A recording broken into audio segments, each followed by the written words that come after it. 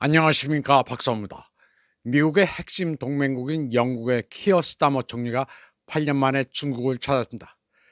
트럼프에 질린 동맹국들이 줄줄이 베이징을 찾고 있습니다. 이에 앞서 캐나다 마크 카니 총리와 아일랜드 마틴 총리가 베이징을 찾았고, 스타머와 같은 시기에 핀란드 오르포 총리도 방문 중입니다. 또 이에 앞서 프랑스 마크롱도 베이징을 찾았고, 다음에는 독일의 메르츠도 방문 예정입니다. 키어 스타머는 2018년 테레사 메이 총리 이후 처음입니다. 인민대회당에서 80분간 시진핑과 정상회담을 가진 스타머는 중국에 대해 국제 무대에서 핵심적인 파트너라고 불렀습니다. 시진핑은 그러자 양국이 장기적 안목을 가지고 관계를 강화해 나가자고 말했습니다. 그는 두 나라 사이에 여러 불편했던 점을 의식했듯 호사다마라는 표현을 사용했습니다. 시진핑은 영국인에 대해 무비자도 확대하기로 했고, 교류도 강화하기로 했습니다. 시진핑은 굉장히 바쁩니다. 트럼프가 벌인 동맹을 시진핑이 주워 먹고 있습니다. 좀 다른 얘기인데, 이제 짱 여우샤에 대한 미련은 버릴 때가 됐습니다. 짱 여우샤가 뭐라고 그리 연연하는지 그것도 정신병입니다. 가짜 뉴스는 아직도 맹위를 떨치고 있습니다. 짱 여우샤가 관할하던 선양의 두 개 사단이 움직이고 있다는 별의별 황당한 가짜 뉴스도 있습니다. 그런가 하면 시진핑이 베이징 시산의 벙커로 피신해 상황을 지휘한다는 가짜 뉴스도 있습니다.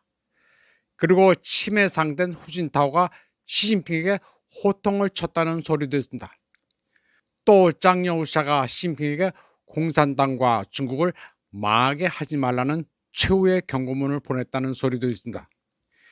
시진핑은 정상외교에 눈코 뜰 새 없이 바쁜데, 한국에서는 무슨 짱 여우샤 사건으로 중국이 갈갈이 찢겨진다는 것인지 알 수가 없습니다.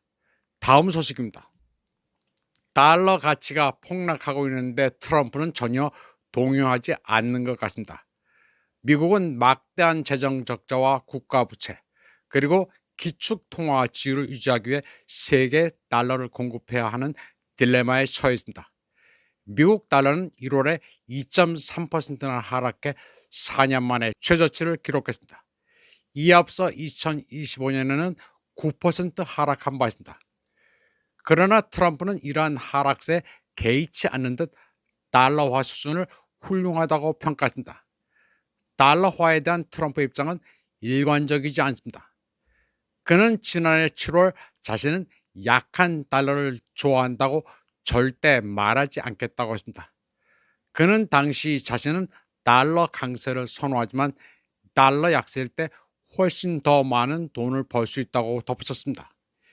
2025년 달러 인덱스 9% 하락에 이어 올해 1월에만 2.3% 하락한 것은 금과 은의 폭등 그래프와 동일합니다.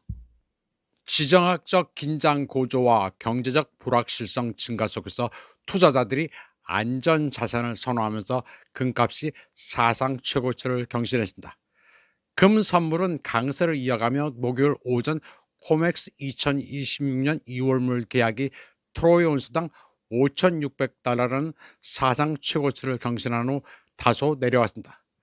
은 선물 가격도 상승세를 이어가며 2026년 3월 코맥스 계약은 트로이 온스당 약 119달러를 돌파한 후 소폭 하락했습니다.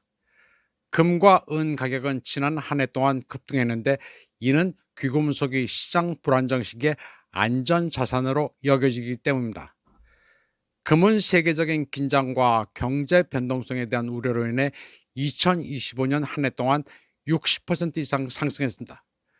은은 투자자들의 강한 수요와 안전자산 선호 심리에 힘입어 2025년 한 해 동안 127%라는 더욱 가파른 상승세를 보였습니다. 달러에 대한 트럼프의 입장은 이중적입니다. 트럼프는 종종 강한 달러를 국가의 힘, 위신과 동일시하며 세계 무역과 거래에서 달러가 주요 통화로 자리매김하는 것을 선호합니다. 하지만 그는 또한 달러 약세도 원합니다. 이는 미국 상품이 해외에서 더 저렴하게 판매될 수 있도록 해서 그의 마가 공약 핵심인 미국 내 제조업 부활에 도움이 될 수 있기 때문입니다. 그는 이전에도 달러 가치가 과도하게 높은 것을 산업의 국내 복귀와 일자리 창출이라는 맥락에서 큰 문제라고 지적한 바 있습니다. 반면 달러 약세는 수입품 가격을 상승시켜 인플레이션을 부추기는데 트럼프는 인플레이션에 매우 민감합니다. 달러 약세는 미국의 무역 적자 감축이라는 트럼프의 공언된 목표와도 부합합니다. 무역 적자 감축 자체가 가치 있는 목표인지는 완전히 별개의 문제입니다. 하지만 여기서도 트럼프 대통령은 딜레마에 직면하게 되는데 이를 트리핀 딜레마라고 부릅니다. 트리핀 딜레마는 세계 기축 통화를 보유한 국가는 그 통화를 전 세계에 공급해야 하기 때문에 필연적으로 무역 적자를 기록해야 한다는 것을 의미합니다. 세계가 자국 통화를 사용하기를 원한다면 그 통화가 전 세계적으로 풍부하게 유통되도록 해야 합니다. 이는 수입보다 더 많은 통화를 수출해야 하며 이는 사실상 영구적인 무역 적자를 의미합니다. 만약 미국이 무역 흑자를 기록한다면 달러는 해외로 유통되지 않고 국내로 다시 유입돼 전 세계의 달러 공급이 부족해지는 결과를 초래합니다. 중국은 세계 경제 강국으로 발돋움하고 있는지는 모르지만 중국의 무역 구조와 자본 통제 때문에 위안화가 세계 표준 통화가 될 가능성은 상당히 낮습니다. 이 점에서 트럼프는 무역 적자를 해소하고 싶은 것인지 아니면 달러화의 위상을 유지하고 싶은 것인지 헛갈립니다. 그 두 개를 동시에 가질 수는 없습니다. 많은 분석가들은 미국의 부채와 재정 적자가 급증함에 따라 달러 약세는 사실상 불가피하다고 생각합니다. 현재 상황에는 세 가지 특징이 있습니다. 미국은 연간 약 2조에 달하는 크고 지속적인 재정 적자를 안고 있습니다. 두 번째, 현재 38조 5천억 달러가 넘는 막대한 미상환 부채를 보유하고 있습니다. 셋째, 세계 기축 통화를 발행하고 있습니다. 이 세 가지 특징은 어떻게든 조화를 이루어야 합니다. 그래서 미국은 계속해서 많은 돈을 빌리고 많은 빚을 지고 세계 달러를 계속 공급하려고 합니다. 그리고 경제를 붕괴시키거나 금리를 급등시키지 않고 이 모든 것을 하려고 합니다. 그런데 사실상 이 문제를 해결할 수 있는 유일한 방법은 달러 약세입니다. 과거 여러 차례 목격했듯이 높은 금리는 미국 금융 시스템에 매우 위험합니다. 따라서 달러 강세는 궁극적으로 금융 시스템을 불안정하게 만드는 요인입니다. 그러니까 트럼프가 실제로 하려는 것은 위에서 언급한 특징들을 서로 분리시키려는 원심력에도 불구하고 그것들을 하나로 묶어두는 것입니다. 트럼프가 이 점을 얼마나 제대로 이해하고 있는지는 모릅니다.